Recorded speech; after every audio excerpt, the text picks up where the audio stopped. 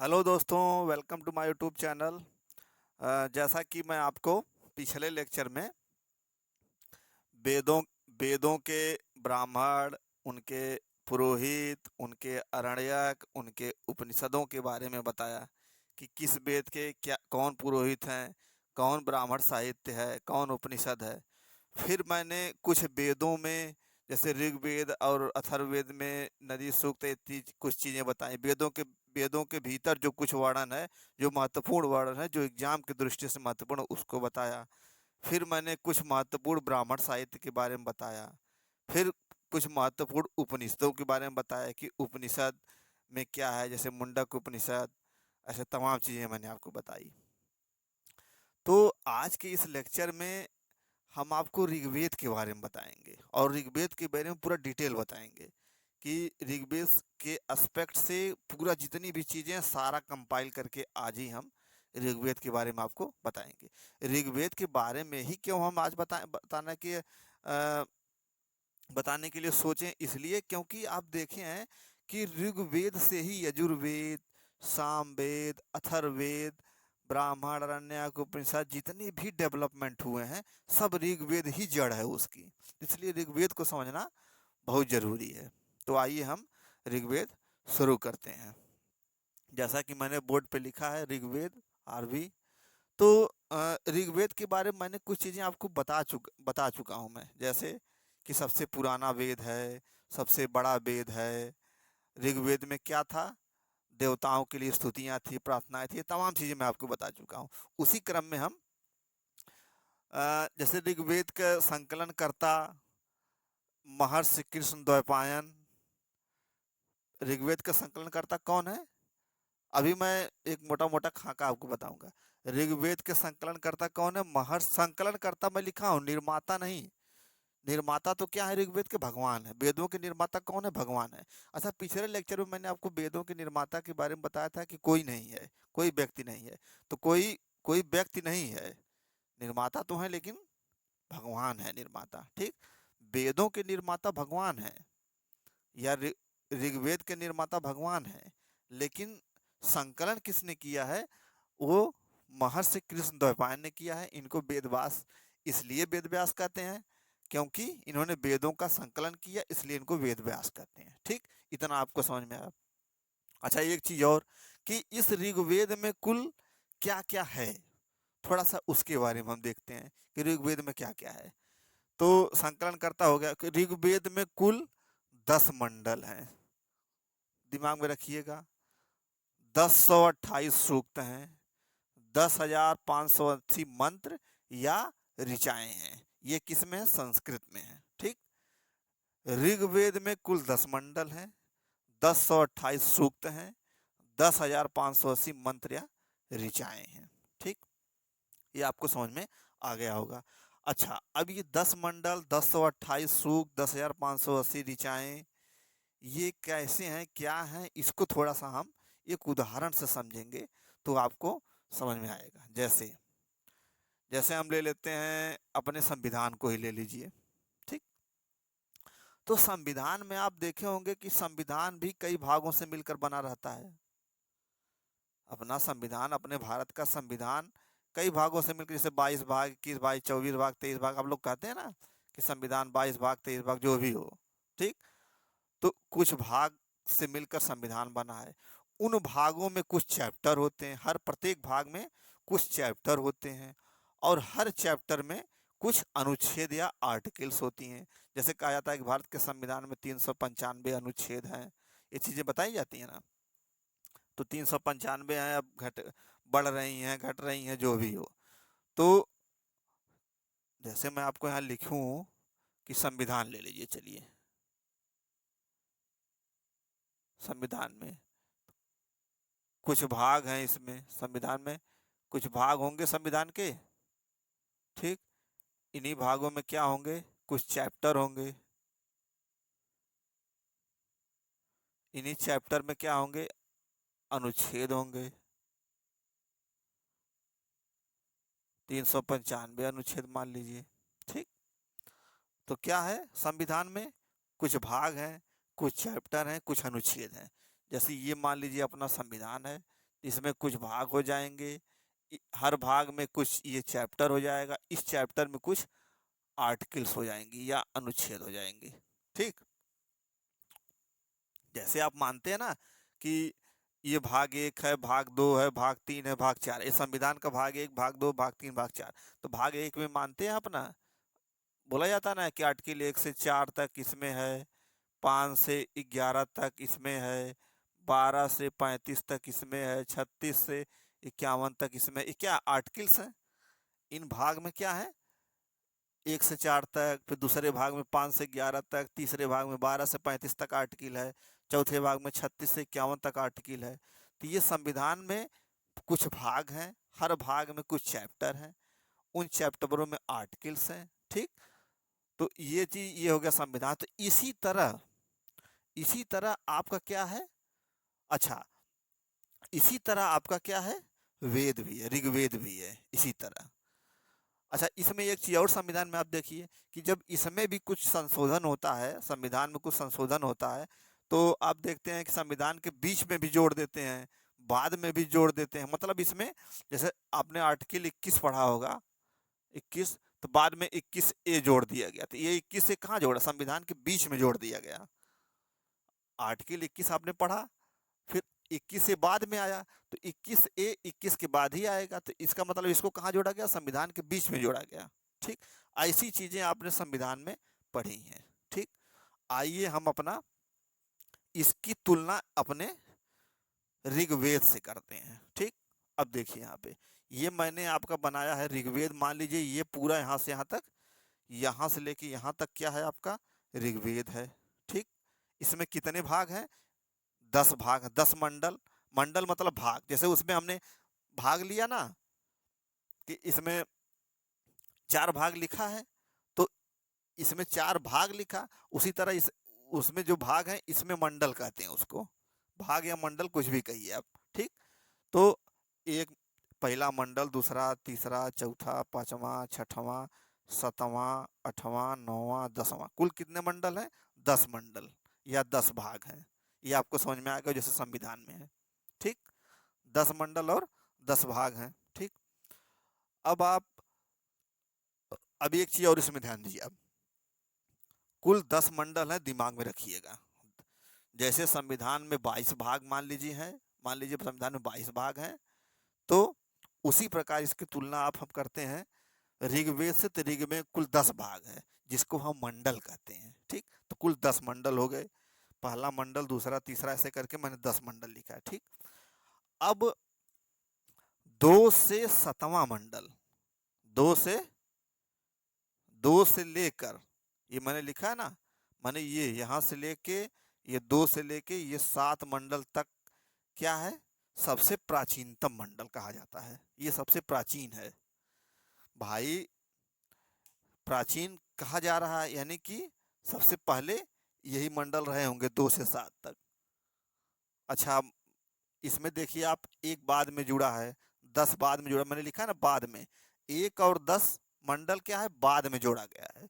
और 2 से 7 तक मंडल क्या है, प्राचीनतम मंडल, सबसे प्राचीन मंडल है, जिसको हम वंश मंडल कहते हैं। वंश मंडल 2 से 7 को हम क्या कहते हैं, प्राचीनतम मंडल कहते हैं। और हर मंडल को वंश मंडल कहते हैं। 2 से 7 को जितने मंडल हैं, जैसे 2, 3, 4, 5, 6, 7, तो 2 को भी वंश मंडल, 3 को भी वंश मंडल, 4 को भी वंश मंडल, 5 को भी वंश मंडल, 6 को भी वंश मंडल, 7 को भी वंश मंडल।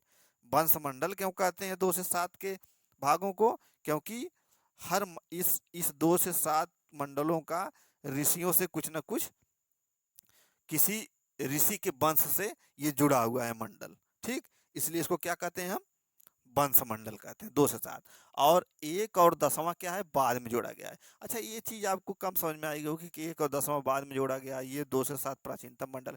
एक और उदाहरण हम लेते हैं, जैसे हम लोग इसमें देखिए, मैंने संविधान में बताया था, मैंने संविधान में कुछ भाग हैं, तो ये भाग आपने देखा होगा कि बीच बीच में आर्टिकल जोड़ दिया जाता है, 21 से 21 कर दिया जाता है, लेकिन यहाँ बीच में नहीं जोड़ा गया है, यहाँ बाद में। मैंने ये मोटी किताब आपकी हो गई, तो इसके ऊपर 2 पेज इधर बढ़ा दिया, 2 पेज नीचे बढ़ा दिया गया। ठीक, एक उदाहरण और से समझते हैं हम। मान लीजिए कि अच्छा, ये अपना ऋग्वेद है, तो ऋग्वेद में 10 मंडल हैं, ये सब हैं। तो ये ऋग्वेद तुरंत नहीं, ऐसा नहीं है कि कोई ऋषि उठा और संकलन किया, कह दिया लीजिए भाई ये ऋग्वेद है। ऐसा नहीं, एक लंबे समय में इसका संकलन किया गया है ऋग्वेद का। इसी प्रकार अपने रामायण का भी एक लंबे समय में संकलन किया गया है। इसी प्रकार महाभारत का भी एक लंबे समय में संकलन किया गया है। ये नहीं है कि एक दिन आदमी उठा और तुरंत, ऋषियों ने उठा तुरंत संकलन किया, करे ले भैया ये महाभारत है। नहीं, आइए देखते हैं कि महाभारत का क्या स्थिति है। ये मान लीजिए महाभारत है, मैं उदाहरण दे रहा हूँ, पहले इसको उदाहरण दे रहा हूँ, इसके बाद समझाता हूँ। महाभारत है, ठीक। तो महाभारत में कितने दिन लड़ाइयाँ चली थी? 18 दिन चली थी। 18 दिन चली थी। तो हर दिन को क्या कहा गया है? 18 पर्व कहा गया है, या इसको भाग भी कह लीजिए, पर्व या भाग कह लीजिए। देखिए यहाँ भी भाग आ गया, वही इसीलिए मैं समझा रहा हूँ कि भाग, भाग और पर्व। देखिए 18 पर्व, महाभारत की लड़ाई 18 दिन चली। 18 पर्व, जिसको 18 दिन को 18 पर्व कहते हैं या 18 भाग कहते हैं, ठीक। अच्छा, इसमें 18 पर्व चला, तो इसमें एक है आपका छठवां पर्व। इसमें क्या है? एक छठवां पर्व, उसको कहते हैं हम भीष्म पर्व।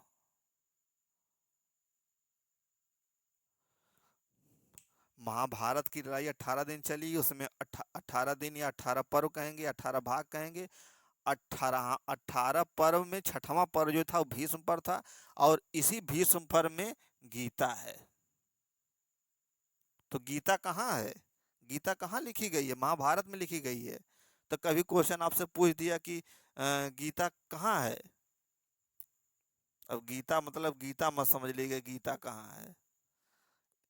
तो गीता की रचना महाभारत में हुई है, महाभारत का एक भाग है गीता। यहाँ से इससे क्लियर हो रहा है ना कि महाभारत का एक पार्ट है गीता, ठीक। अच्छा, तो इसी को अब जैसे ये अचानक कोई नहीं उठा कि अचानक उठा और सारा संकलन करके महाभारत बना के दीजिए कि ले भैया महाभारत लीजिए, नहीं, ऐसा नहीं है। सबसे पहले 8800 श्लोक हुए थे इसमें। 8800, कितना हुए? 8800 श्लोक। फिर 24,000 श्लोक। 8800 श्लोक थे, तो इसको क्या कहा जाता था? जय संहिता, ठीक। 24,000 श्लोक हुआ तो क्या कहा गया? इसको भारत कहा गया। और 1 लाख श्लोक हुआ तो क्या कहा गया? 1 लाख हो गया कि नहीं? हाँ, 1 लाख हुआ तो क्या कहा गया इसको? महाभारत। महाभारत या सत, इसको सत सहस्त्र संहिता भी कहते हैं। सत सहस्त्र संहिता लिख देता हूँ, सत सहस्त्र संहिता, ठीक। तो अब ये चीज आप देखिए कि देखिए कंपाइलेशन देखिए कैसे हो रहा महाभारत का। पहले 88 श्लोक थे तो जय संहिता कहा गया। फिर 24,000 श्लोक हो गए तो भारत संहिता कहा गया। फिर 1 लाख श्लोक हो गया तो महाभारत कहा गया, या सत सहस्त्र संहिता कहा गया, ठीक। तो ये महाभारत की स्थिति है। इसी प्रकार अपना रामायण भी है। रामायण में क्या है? कितने कांड है? कांड आपने सुना होगा। रामायण जैसे इसमें इसमें आप 18 दिन 18 पर, उसमें 7 कांड आपने सुना। रामायण में 7 कांड है। 7 कांड में आपने सुना होगा कि जन्म कांड, फिर आपने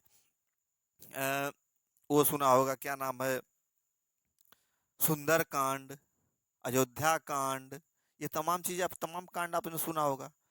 तो रामायण में भी, रामायण के भी 7 भाग हैं, जिसको 7 कांड कहते हैं, ठीक। अच्छा, ये चीज आपको समझ में आ गई होगी कि पहले 8800 श्लोक, फिर 24,000 श्लोक, फिर 1 लाख श्लोक। मैंने देखिए महाभारत का कंपाइलेशन भी धीरे धीरे हो रहा है, ये नहीं कि इकट्ठा हो गया। और इसमें भी इतने भाग हैं, फिर इतने श्लोक हैं। तो इसी प्रकार अपने वेद में भी है। अच्छा, उसको रामायण को भी मैं बता देता हूँ उदाहरण के तौर पे। ये चीजें इंपॉर्टेंट हैं, एग्जाम में आ सकती है, इसको नोट कर लीजिएगा आप, ठीक। अभी इधर मत देखिएगा, इसको मैं अभी बता रहा हूँ। अच्छा, रामायण का देखिए, जैसे रामायण मान लीजिए, रामायण, रामायण में कुल कितने हैं? 7 भाग हैं। 7 भाग, जिसको 7 कांड कहते हैं। ठीक। तो ये ऐसा नहीं है कि 7 भाग जो है इकट्ठे उठाए और 7 भाग का संकलन कर दिया, ऐसा नहीं है। इन 7 भाग में 7 कांड में आपने सुना होगा लंका कांड, फिर आपने सुना होगा अभी जो मैंने आपको बताया सुंदर कांड, किष्किंधा कांड, ये तमाम कांड आपने सुना होगा। तो ये 7 भाग इकट्ठे नहीं, पहले कितने, पहले 8,000 श्लोक थे इसमें, 8,000 श्लोक थे रामायण में। फिर 16,000 हो गए, 16,000 श्लोक हो गए, फिर 24,000 श्लोक हो गए। तो 24,000 श्लोक होने के बाद इसको क्या कहा गया, चतुर्विंशति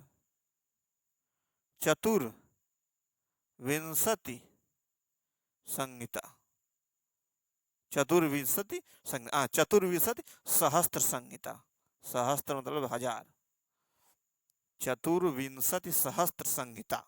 तो ये देखो रामायण का भी डेवलपमेंट ऐसे, पहले 8,000 श्लोक, फिर 16,000 श्लोक, फिर 24,000 श्लोक, इसी प्रकार उसमें महाभारत में 8800, फिर धीरे धीरे 1,00,000 हुआ। तो धीरे धीरे डेवलपमेंट हुआ है। रामायण महाभारत जितने भी अपने संहिताएं हैं, जितने भी अपने ग्रंथ हैं, इनका डेवलपमेंट, इनका संकलन धीरे धीरे हुआ है। और इनमें भी भाग हैं, जैसे रामायण में 7 भाग हैं, 7 कांड हैं। उसी तरह महाभारत की लड़ाई 18 दिन चली तो 18 पर्व है, उसमें 6वां पर्व भीष्म पर्व है, 20 पर्व में गीता है। ठीक। तो इसी प्रकार अब देखिए, मैं इसको आपको मिटा देता हूँ, इसको नोट कर लीजिएगा आप वीडियो पॉज करके, ये बहुत ज़रूरी है ये सब चीज़ें, इसको आप नोट जरूर कर लीजिएगा, क्योंकि ये मैंने उदाहरण में बताया, लेकिन ये इम्पॉर्टेंट आपके लिए हो जाएगा।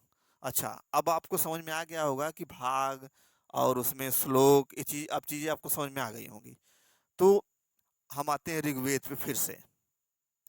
तो ऋग्वेद में आपने देखा कि संकलनकर्ता महर्षि किस द्वैपायन, वेदव्यास क्यों कहते हैं, ये भी मैंने आपको बताया।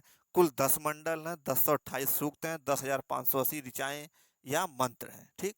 यहाँ पे मैंने आपको 10 भाग बना दिया है, 10 भाग या 10 मंडल, पहला, दूसरा, तीसरा, चौथा, पांचवा, छठवां, सातवां, आठवां, नौवां, 10वां, 10 हो गया। ठीक। 10 मंडल में अब हर मंडल में या हर भाग में कुछ सुंदर सुंदर वचन लिखे हैं। जैसे यहाँ पे ये, जैसे पहला लिख लीजिए, पहला मंडल या पहला भाग लीजिए, इसमें कुछ सुंदर सुंदर वचन लिखा गया है, जिसको हम क्या कहते हैं, सूक्त कहते हैं। इस मंडल में या प्रत्येक मंडल में कुछ सुंदर सुंदर वचन लिखे गए हैं, जिसे हम सूक्त कहते हैं। और इसी तरह हर मंडल के सूक्त को, हर इस दूसरे, तीसरे, चौथे, हर मंडल के सूक्त को ऐसे आप जोड़ते चले जाइए, तो यहाँ पे आ जाइए सीधे 1028 सूक्त हो जाएंगे टोटल। इस सूक्त से लेके टोटल यहाँ 1028 सूक्त। ठीक, ऐसे हैं आपके। फिर हर सूक्त में कुछ मंत्र हैं, 3, 4, 5, जैसे भी, किसी में 3, किसी में 5, किसी में, तो कुछ ऋचाएं या मंत्र हैं। अब इन ऋचाओं या मंत्रों को आप ऐसे जोड़ते जाइए, तो नीचे कितना हो गया आपका, 10,580 मंत्र या ऋचाएं हो गई। ठीक। तो ये तो आपका हो गया कि 10 मंडल, 1028 सूक्त, 10,580 मंत्र ऋचाएं, ये आपका 10 मंडल। इस मंडल में कुछ वचन लिखे हैं, सुंदर सुंदर वचन, उन सुंदर सुंदर वचन को सूक्त कहते हैं। और सभी सूक्त को 1 से लेकर 10 मंडल के सभी सूक्त को जोड़ देंगे तो नीचे 1028 सूक्त हो जाएगा। इसी प्रकार प्रत्येक सूक्त में कुछ ऋचाएं या मंत्र हैं, और हर मंत्र को जोड़ते चले जाएंगे, 10,580 मंत्र या ऋचाएं हैं। अब ये चीज आपको समझ में आ गई होगी। ठीक। पहला भाग और 10वां भाग, ये दोनों बाद में जोड़ा गया है।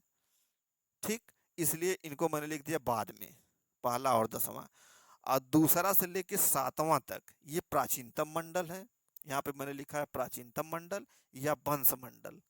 तो वंश मंडल इसलिए मैंने कहा क्योंकि हर भाग का 2 से लेके 7 तक जो भी भाग हैं, प्रत्येक भाग का जो मंडल है, जो प्रत्येक मंडल है 2 से लेके 7 तक, ये किसी न किसी ऋषियों के वंश से संबंधित है। ये भी किसी ऋषि के वंश संबंधित है, ये भी किसी ऋषि के वंश से संबंधित है, ये भी किसी ऋषि के वंश से संबंधित है, ऐसे 7 तक है, इसीलिए इसको वंश मंडल भी कहते हैं। ठीक, ये प्राचीनतम है। तो पहला हो गया, 10वां हो गया, 2 से लेके 7 तक हो गया। ठीक, अब आपको इसमें बहुत ज्यादा नहीं पढ़ना है। ठीक, इसमें आपको क्या पढ़ना, तीसरा मंडल और 7वां मंडल, इसको आपको विशेष रूप से ध्यान देना है। सभी मंडलों के ऋषियों को उठाकर रटना नहीं है आपको, कि 1 से लेके 10 तक उठाए और फिर माँ कसम खा लिए कि भैया आप 1 से लेके 10 तक जब रट लेंगे इसके बाद फिर पढ़ना चालू करेंगे, तो आप रटते रहिए, पढ़ाई खत्म हो जाएगी। तो इससे अच्छा है कि आप जो मैं बता रहा हूँ, जो एग्जाम के दृष्टि से महत्वपूर्ण है, वही पढ़िए। तो जो तीसरा मंडल है, तीसरा मंडल और 7वां मंडल, ये दोनों इंपॉर्टेंट हैं। ठीक, और जो भी थोड़े बहुत इंपॉर्टेंट है उसको मैं बताऊंगा, लेकिन तीसरा और 7वां आपको ध्यान में रखना है। तो तीसरे 7वें से क्या संबंधित है, तीसरा तीसरा जो मंडल है ये विश्वामित्र से संबंधित है, और 7वां मंडल क्या है, ये वशिष्ठ से संबंधित है। ठीक, तो तीसरे मंडल में क्या है कि तीसरा मंडल विश्वामित्र से संबंधित है, और इस मंडल विश्वामित्र जी ने गायत्री मंत्र की रचना की थी। तीसरा मंडल विश्वामित्र से संबंधित है, और विश्वामित्र ने गायत्री मंत्र की रचना की थी। और गायत्री मंत्र किसको समर्पित है, सविता या सूर्य देवता को। सूर्य देवता ही कहा जाता है, सविता इसलिए कि उसमें ऋग्वेद में चर्चा है, कि इस मंडल में चर्चा की गई है कि सविता का मतलब वही दिन को भाग दिया कि सूर्य उदय फिर दोपहर का समय ऐसे बांट के किया गया है। तो इसलिए अगर ऑप्शन में सविता रहेगा तो सविता आप आंसर देंगे, यदि सविता नहीं रहेगा तो आप सूर्य देवता करेंगे। ठीक, तो गायत्री मंत्र किससे संबंधित है, सूर्य देवता से। और गायत्री मंत्र कहाँ से लिया गया है, तो आप कहेंगे ऋग्वेद से लिया गया, क्योंकि ये ऋग्वेद में है। ये सारी चीजें आपको क्लियर हो गई होंगी। ठीक, अब वशिष्ठ पे आइए, 7वां वशिष्ठ। वशिष्ठ वशिष्ठ का मैंने क्यों बताया इंपॉर्टेंस है, वशिष्ठ की आप एक कहानी सुनिए, इससे आपको याद हो जाएगा। ठीक, तो एक थे राजा सुदास, ये 7वें मंडल की मैं बात कर रहा हूँ, इसमें क्या क्या कैसे कैसे है, किस चीज का जिक्र है, उसी के बारे में बता रहा हूँ। 7वें मंडल में किसका ये जिक्र है, तो एक थे राजा सुदास, राजा सुदास, इनके पुरोहित हुआ करते थे विश्वामित्र। राजा सुदास हैं, इनके पुरोहित हुआ करते थे विश्वामित्र। ठीक, तो राजा सुदास भरत वंश से संबंध रखते थे, भरत वंश, इसीलिए इन्हीं के नाम पे लोग कहते हैं कि भरत वंश से भारत बड़ा, हालांकि उधर मत जाइए। तो एक थे राजा सुदास, उनके पुरोहित थे विश्वामित्र। तो राजा सुदास ने क्या किया कि अपने पुरोहित विश्वामित्र जी को हटा दिया। तो विश्वामित्र जब हटा जाएगा तो विश्वामित्र नाराज हो गए। अब विश्वामित्र नाराज हो गए तो इन्होंने क्या किया कि नेतागिरी करना चालू कर दी। नेतागिरी में क्या किए कि 10 राजाओं को इकट्ठा कर लिया इन्होंने। क्या किया विश्वामित्र जी ने, 10 राजाओं को इकट्ठा कर लिया। अच्छा, इन्होंने राजा सुदास ने इनको पुरोहित से हटाया तो किसको बनाया, वशिष्ठ को बनाया। विश्वामित्र को पुरोहित से हटा दिया और वशिष्ठ को बना लिया। विश्वामित्र नाराज हो गए तो विश्वामित्र नाराज होकर 10 राजाओं को इकट्ठा कर लिए। अब उन 10 राजाओं में, ये 10 राजा मैंने लिखा है, इन 10 राजाओं में कुछ आर्य थे, आर्य राजा थे, कुछ अनार्य राजा थे। अब इन 10 राजाओं और राजा सुदास, इन दोनों के बीच युद्ध हुआ। इस युद्ध को क्या कहते हैं, 10 राग युद्ध। क्यों 10 राग युद्ध कहते हैं, क्योंकि 10 राजाओं, उस युद्ध में 10 राजाओं से संबंधित है, तो 10 राग युद्ध इसको कहते हैं। ये युद्ध कहाँ हुआ था, रावी नदी के तट पर। और रावी नदी को ही ऋग्वेद में क्या कहा जाता है, परुषणी। रावी नदी को ही ऋग्वेद में क्या कहता है, परुषणी। तो राजा सुदास और 10 राजाओं के बीच युद्ध हुआ। 10 राजाओं के युद्ध युद्ध होने के नाते इसको कहा गया 10 राग युद्ध। और इस 10 राग युद्ध का वर्णन कहाँ पे है, 7वें मंडल में है। ये 10 राग युद्ध का वर्णन 7वें मंडल से है। अब इससे आपको ये चीज याद रहेगी कि 7वां मंडल किससे, युद्ध से संबंधित है, 10 राग युद्ध से। ठीक, और अगला देखिए आप, 9वां सोम देवता से संबंधित है, बस दिमाग में रखिएगा कि 9वां मंडल सोम देवता से संबंधित है। ठीक, और दसवें के बारे में मैं कुछ आपको बता देता हूँ। दसवां इंपॉर्टेंट है क्योंकि दसवें में एक सूक्त है। वो कौन सा सूक्त है? पुरुष सूक्त। इसके पिछले लेक्चर में मैंने आपको बताया था कि पुरुष सूक्त की चर्चा जब उस रिफरेंस में होगी तब मैं आपको पुरुष सूक्त के बारे में बताऊंगा, तो आपको रटना नहीं पड़ेगा। तो ऋग्वेद के 10वें मंडल में एक सूक्त है, वो क्या है? पुरुष सूक्त है। ठीक। अब पुरुष सूक्त, और इस पुरुष सूक्त में, अब यहाँ पे आ जाइए, इस पुरुष सूक्त में एक विराट पुरुष की कल्पना की गई है। इस पुरुष सूक्त में एक विराट पुरुष की कल्पना की गई है। यहाँ पे मैंने लिखा कि एक विराट पुरुष की कल्पना की गई है, और इस विराट पुरुष के बाह से, मैंने हाथ से, इससे बाह से क्यों निकला है? क्षत्रिय निकले हैं। और इसी विराट पुरुष के दिमाग से ब्राह्मण निकले हैं। इसी विराट पुरुष के उदर से वैश्य निकले हैं, और इसी विराट पुरुष के पैर से शूद्र निकले हैं। अब एक चीज यहाँ पे ध्यान दीजिए आप, कि ब्राह्मण, क्षत्रिय, वैश्य, शूद्र, इन चारों वर्णों की एक साथ चर्चा कहाँ पे मिल रही है? वेद में मिल रही है। वेद के 10वें मंडल के पुरुष सूक्त में मिल रही है। इस सूक्त में चारों वर्णों की एक साथ चर्चा मिल रही है। हालांकि इसके पहले मैं आपको मैं वर्णों के बारे में, मतलब वर्ण, कुछ न कुछ वर्ण कहीं कहीं मिले हैं, लेकिन एक साथ चारों वर्ण नहीं मिले। कहीं क्षत्रिय, कहीं ब्राह्मण, कहीं वैश्य, एक साथ कहीं नहीं मिले हैं। तो आप देखिए यहाँ पे कि यहाँ चारों वर्णों की एक साथ चर्चा है। कहाँ पे है चारों वर्णों की? क्वेश्चन आपसे पूछा जाता है कि चारों वर्णों की एक साथ चर्चा कहाँ है, तो आप ऋग्वेद बताइए। अगर थोड़ा और डीप जाकर पूछेगा किस मंडल में, तो आप बताइएगा कि 10वें मंडल में। 10वें मंडल में कैसे? उसमें एक पुरुष सूक्त है। पुरुष सूक्त में एक विराट पुरुष की कल्पना की गई है। उस विराट पुरुष के बाहों से, दिमाग से, उदर से, पैर से। ठीक। पुरुष सूक्त आपका हो गया क्षत्रिय, ब्राह्मण, वैश्य, शूद्र। तो अब आपको लगभग लगभग ये ऋग्वेद आपको समझ में आ गया होगा कि ऋग्वेद में क्या है।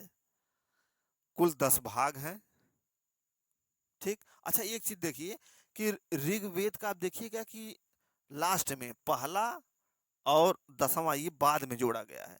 तो 10वें वाले मंडल में आप देखिएगा कि पुरुष सूक्त में ये वर्णों की चर्चा आ रही है, यानी कि ऋग्वेद के अंत में, ऋग्वेद के अंत में चारों वर्णों की चर्चा हो रही है।